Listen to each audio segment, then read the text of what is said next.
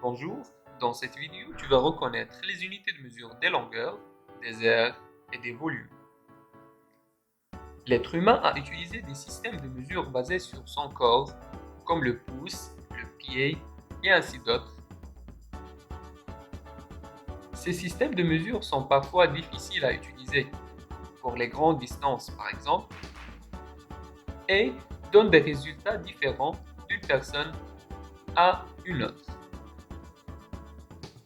C'est pour cela, les scientifiques ont essayé d'inventer un système de mesure universel, pratique et précis. Et c'est à l'année 1790 que des scientifiques français ont inventé le mètre pour mesurer des longueurs. Je vais laisser dans la description un lien où tu trouveras l'histoire du mètre. Après l'invention du mètre, c'était suffisant de créer des multiples pour mesurer les grandes distances et des sous-multiples pour les petites distances. De telle sorte que chaque unité de mesure dans le tableau de conversion des longueurs est 10 fois plus grande que l'unité qui est à sa droite.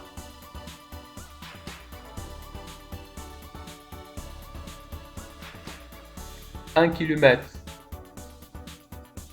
égale à 10 hectomètres, 100 décamètres et 1000 mètres.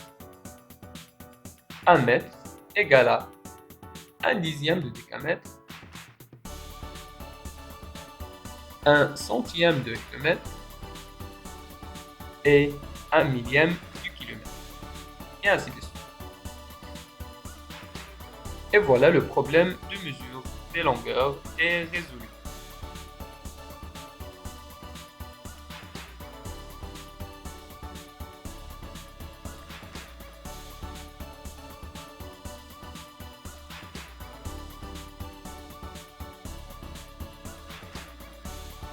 Pour mesurer des aires, tu remarques que les unités de mesure des longueurs sont inutiles. Donc l'invention d'un système de mesure d'air se pose.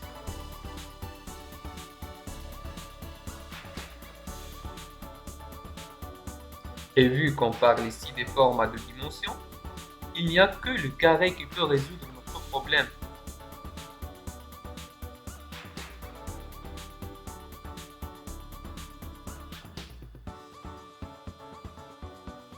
Le carré d'un mètre de côté sera l'unité principale des mesures d'air et on va l'appeler le mètre carré. Mais imagine un carré de 1 décimètre de côté qui est le décimètre carré. Combien tu auras besoin de décimètres carrés pour couvrir tout un mètre carré? Oui, c'est 100. Alors 1 mètre carré égale à 100 décimètres carrés. Et là, pour le tableau de conversion des mesures des aires, qui sera similaire au tableau des unités de longueur, il suffit d'ajouter le mot carré et un petit 2 à droite au-dessus du symbole de chaque unité. Pourquoi nous avons choisi le nombre 2?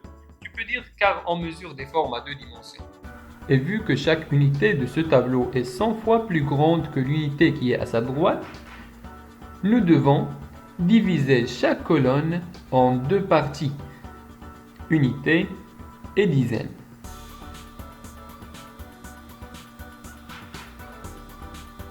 Nous obtenons donc 1 mètre carré égale à 100 décimètres carrés. 1 mètre carré toujours égale à 1 centième de décamètre carré. Et ainsi de suite.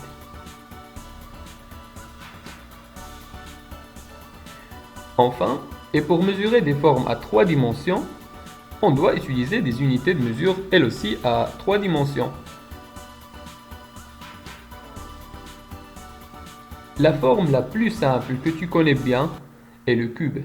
Donc le cube sera notre unité de mesure des volumes. Un cube d'arête 1 mètre s'appelle un mètre cube. Et pour remplir un mètre cube par des cubes d'arête 1 décimètre, tu auras besoin de 1000 cubes d'arête égale à 1 décimètre. Donc, 1 mètre cube égale à 1000 décimètres cubes. Dans le tableau de conversion des volumes, on ajoute le mot cube et le 3 vu qu'on mesure des formes à 3 dimensions.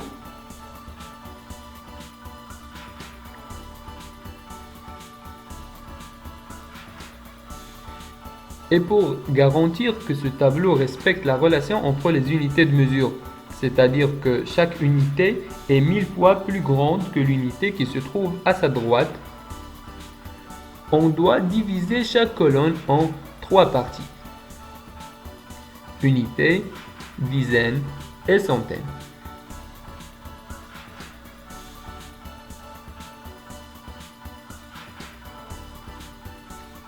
Un mètre cube égale à 1000 décimètres cubes. 1 millimètre cube égale à 1 millième de centimètre cube et ainsi de suite. Peut-être tu vas poser la question suivante. Tu sais bien que les liquides occupent des volumes et on mesure les liquides par les unités de mesure des contenances, le litre, le décilitre, etc. Donc un litre peut remplir quel cube? Autrement dit, est-ce qu'il y a une relation entre les unités de mesure des contenances et les unités de mesure des volumes?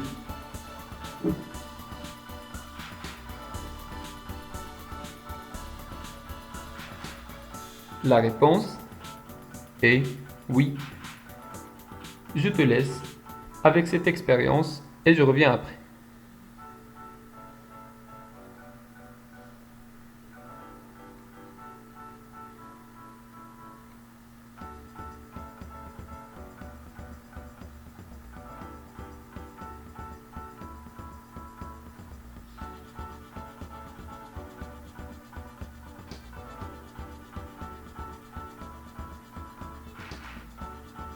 Tu as remarqué que 1 litre occupe 1 décimètre cube de volume. Donc, tu as le droit d'insérer les unités de mesure des contenances dans le tableau des unités de mesure des volumes. Le litre dans la colonne des unités de décimètre cube, etc.